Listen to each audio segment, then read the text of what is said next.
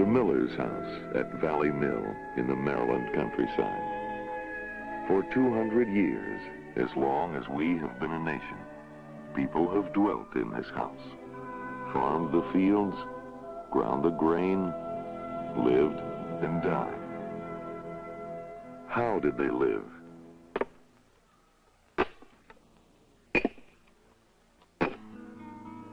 Even in America, where nature is generous, life is hard. The energy of back and aching muscle plows the land, splits the rails, does the work. For more than a century, working energy is human and animal labor, toiling from dawn till dark.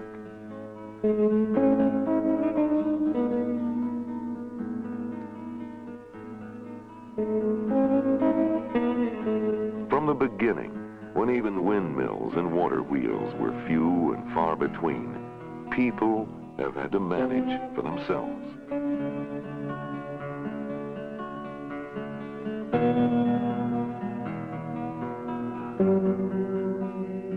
Life is good, but even to the very end, hands are never idle.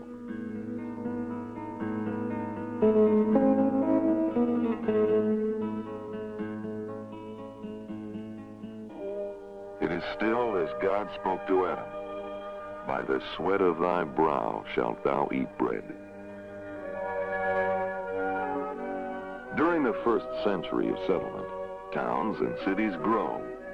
After London, Philadelphia is the largest city in the British Empire, a center of trade and learning, Quaker restraint, and Georgian elegance.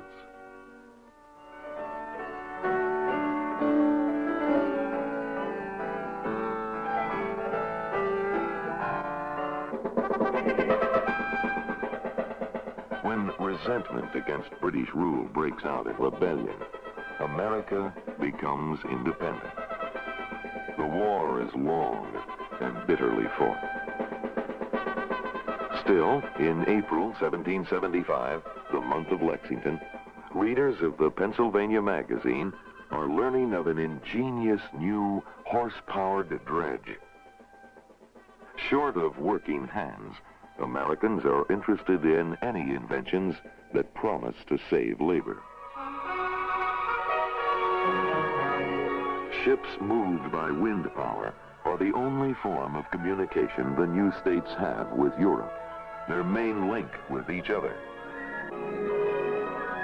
With favoring winds, ships often take more than a month to cross the Atlantic.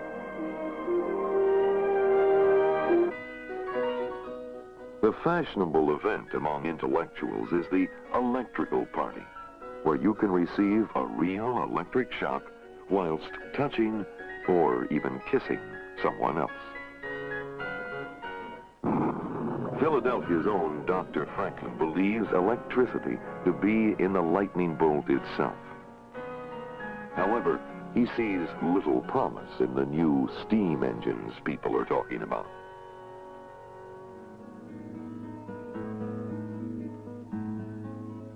A new homestead in the unsettled west country of Pennsylvania. A family is trying to clear the land and bring in a crop before winter comes. Time is short. Everybody works.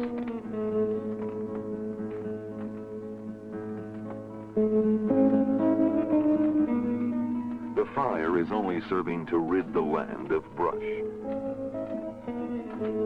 And he wonders, what is this force? How could it be captured? How could it be used? There is work to be done. He leaves it for wiser heads to puzzle out why, in a world brimming with energy, mankind is sentenced to a lifetime at hard labor. The scientists of his day are beginning to grasp the great interplay of forces in nature, from the sun to the power sleeping in wood and coal. Inventors are busy. A native genius, Oliver Evans, designs a new mill. in which the great wooden wheel powers a completely automatic operation. Grain going in one end, flour coming out the other. Inventors of the 19th century are ingenious at finding new ways to use the energy of falling water. But their great achievement is using fire to make steam, generating undreamed of mechanical energy. Early steam engines give way to higher pressure models. Strong steam, they call it.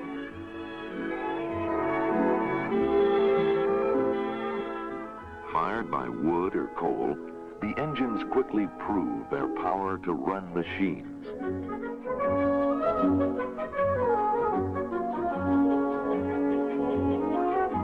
When steam is made to turn wheels, the conquest of energy becomes the conquest of distance.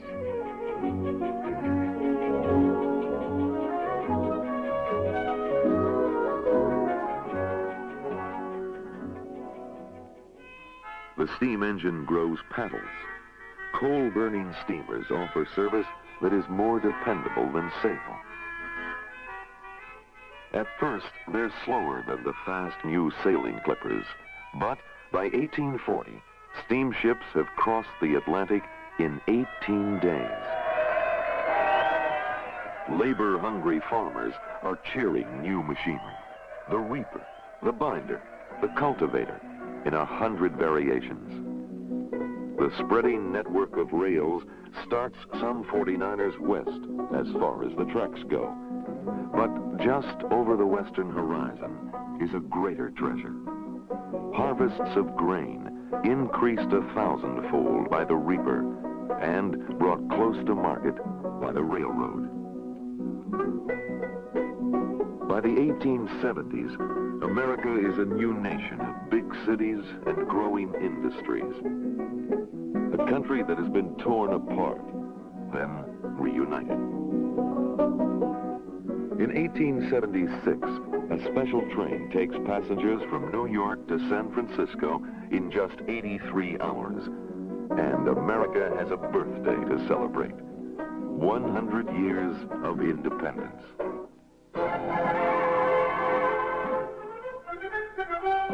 The Centennial Exhibition at Philadelphia is the biggest show this nation has ever seen. Out of 40 million Americans, 5 million will come to see it, and there is much to see. But if the festival has one theme, it is power, the conquest of energy, made possible by iron, steam, and coal. The main attraction is a giant coreless engine. President Grant and the Emperor of Brazil join to set the big machine in motion. At last, inventors are making use of America's vast store of natural resources.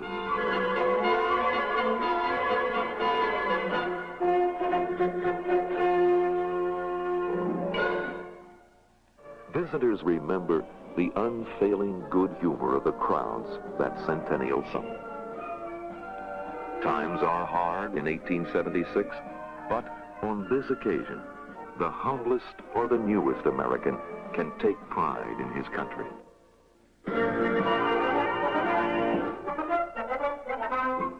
Memorial Hall still stands where Grant opened the Centennial 100 years ago. Smiling Columbia still extends a welcome to all of North and South.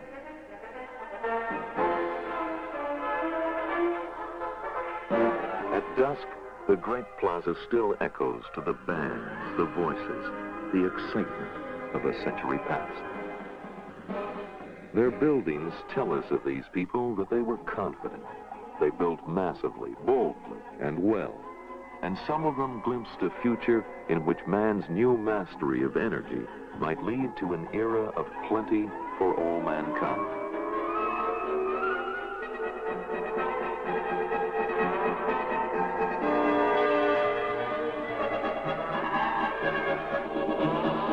The Centennial heralds the future in another way. On the 4th of July, 1876, As Americans celebrate, Independence Hall is illuminated by a new form of energy. Electric arcs light up the venerable spire. Many scientists are searching elsewhere in nature. John Erickson looks to solar energy. He has made fundamental studies, constructed what he calls solar engines. Sunlight falling on the rooftops of Philadelphia, he says, would power 5,000 steam engines. Other engineers are exploring different paths. Some are trying to find a way to generate power from new fuels that are available, such as petroleum and illuminating gas.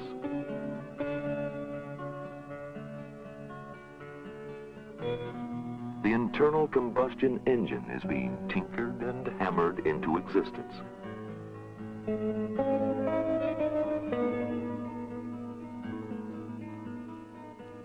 The great-grandfather of all the automobile engines, airplane motors, and power mowers is getting a trial run.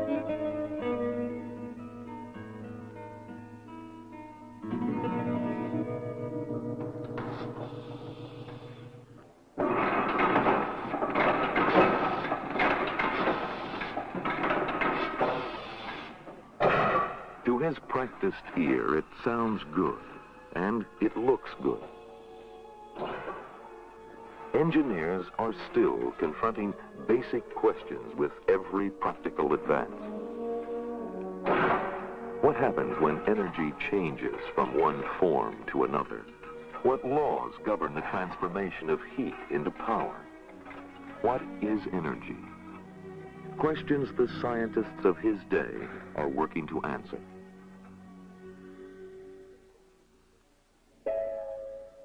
The electrical age is dawning. A new kind of light, the incandescent lamp, is one of the many inventions Thomas Edison would give to the world. From generators, electricity can be sent, as if by magic, through slender wires over long distances. Within a few years, in cities across the land, electricity transforms the dark night.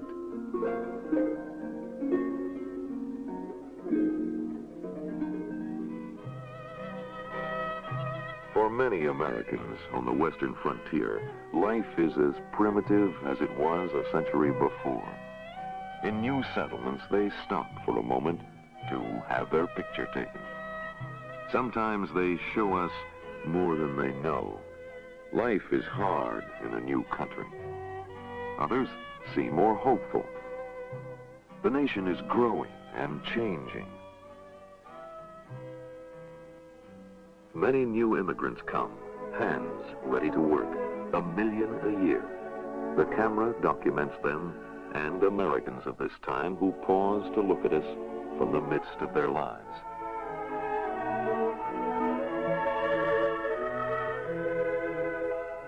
Times are changing.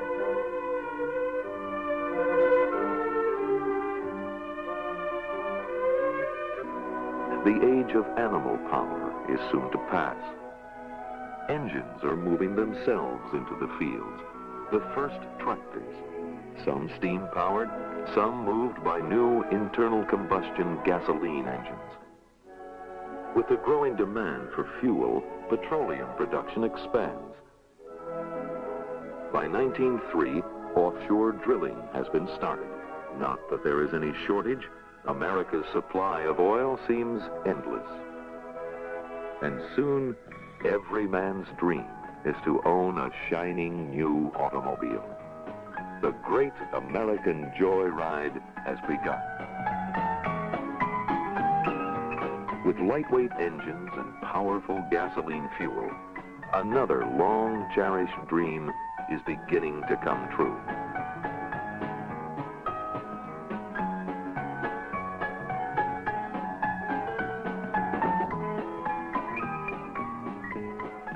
A new Edison invention is well underway by 1900.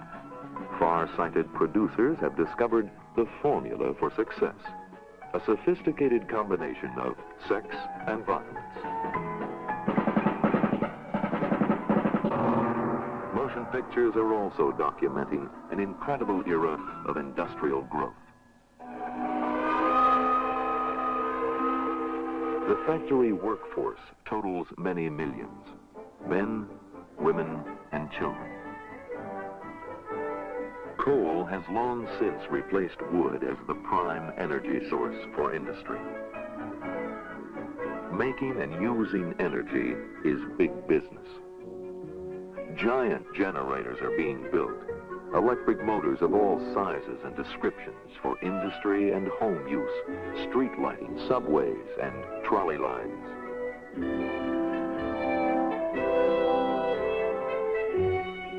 The new century is picking up speed, and with it, the pace of life quickens.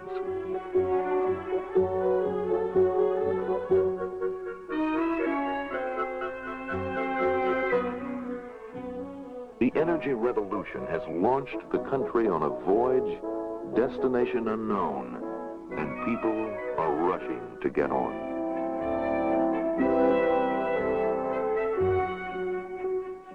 For many, the new jobs mean liberation from the drudgery and loneliness of farm life.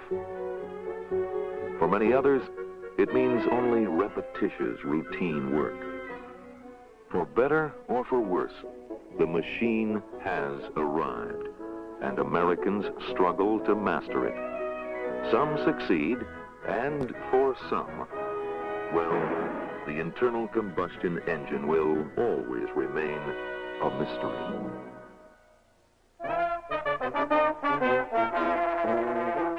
4th of July in a small western town.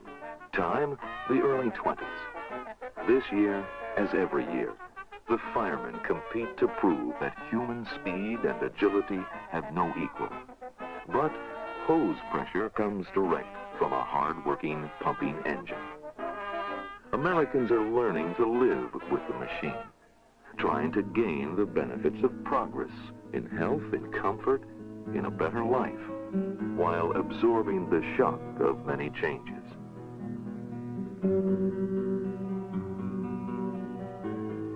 The cameras of small-town photographers mirror these decades, the 20s, the 30s, and 40s, in the faces of ordinary people, while change continues to sweep across their lives.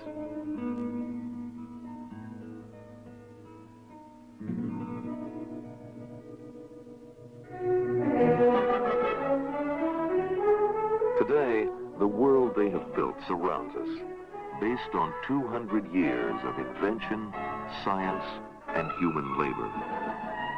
Energy powers a nation geared to using it freely to live and move, make and produce.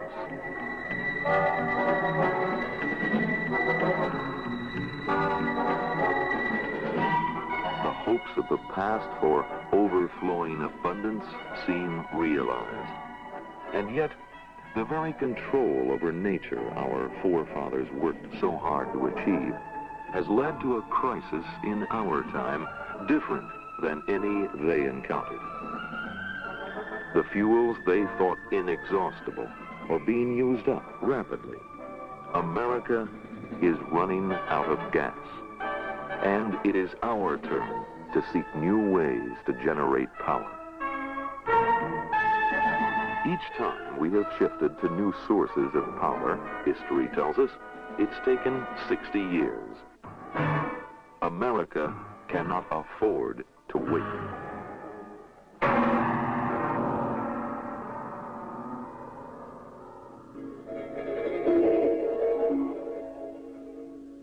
To promote a national effort, a federal agency has been created to plan the best use of our present resources, to mobilize science, industry, and government to develop new sources of energy, and to accomplish this without injuring the environment. It's an American tradition, confidence in man's powers of invention. Every promising source is being explored, from machines that draw power out of the free-flowing tides of air and sunlight, to fusion, our massive effort in the complex field of nuclear reactions, with the promise of power that is truly limitless. Science has already harnessed the first new source of power discovered in a century. Nuclear reactors have been generating electricity for more than 25 years. By 1990, they will meet a large part of our needs for power.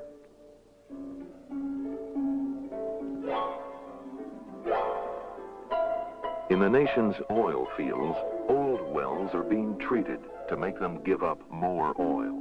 Enhanced recovery, it's called. And we are going far to bring in new supplies. Producing more energy would be meaningless without conservation. A major study focuses on America's favorite means of transportation, searching for engines that will go much farther on much less fuel. Battery-powered cars are being tested, and a variety of other power plants to save energy. The interest future drivers show is more than curious. It's a look into the next 20 years. Still another long-range effort studies how to extract oil trapped in layers of rock, oil shale. What prospectors of the past thought worthless is crushed and processed in a pilot plant, a small-scale trial of full production that a 19th century capitalist would have envied.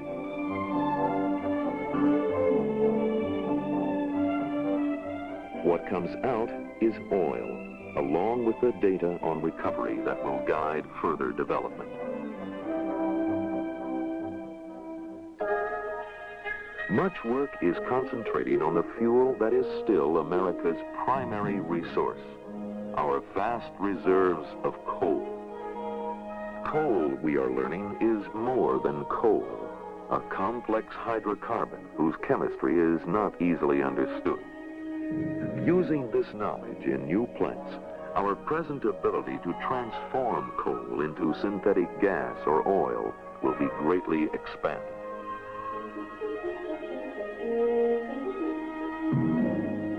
A research project in combustion mixes high sulfur coal with limestone to make it burn cleaner and more efficiently.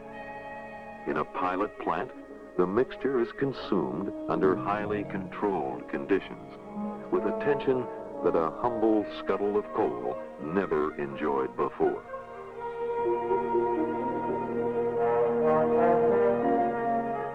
Floating on a stream of air, the particles burn to power a 1,000,000-watt gas turbine.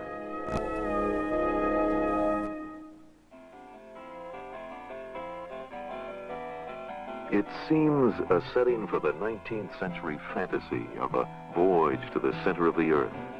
In a western desert, they're piping high-pressure steam and brine from far below the surface to learn how it might be harnessed to a turbine generator.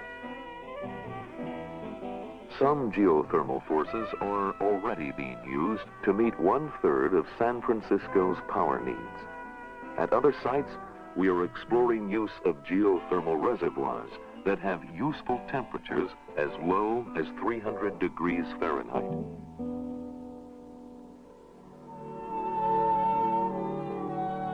Some studies have a significance far beyond their size. In this miniature experiment, the scientist is burning coal inside a glass column to determine if coal might be burned while still in the earth to generate methane gas. In his curiosity, he is part of a tradition of everyone who ever gazed in wonder at fire. And he, too, is asking questions. How best to turn this fuel into useful energy? How can we produce energy without waste? The dreams of Ericsson and other visionaries move a step closer to achievement with renewed studies of sun power. The ultimate goal, to turn the sun's energy directly into electricity. Ericsson's proposal to cover rooftops with solar collectors has been put into practice. Collectors soak up sun to provide buildings below with heat or cooling, and They send data to a battery of recorders to help chart the way in the use of solar energy.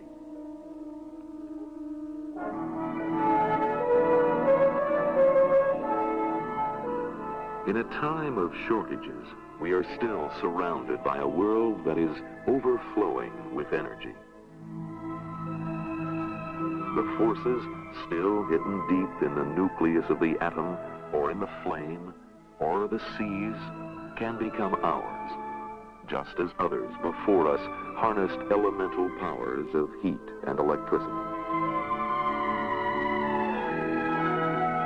We who share in their achievements cannot give any less imagination or skill to the problems we face in our own time. To find sources of energy that are truly inexhaustible in the sun or in the world around us.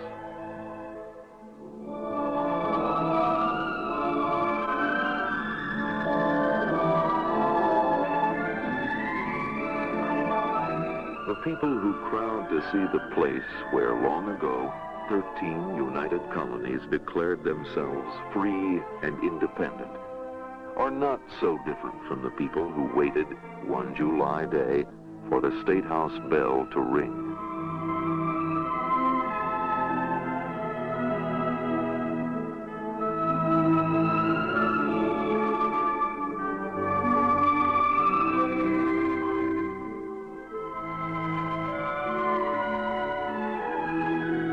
There are many people in the procession that moves out of the past into the future. The people who built the house at Valley Mill, who farmed its land and ground its grain. The same people whose capable hands forged the foundations of modern life. The people working today with all of those from one generation to the next who seek to lift out of bondage man's body and his spirit.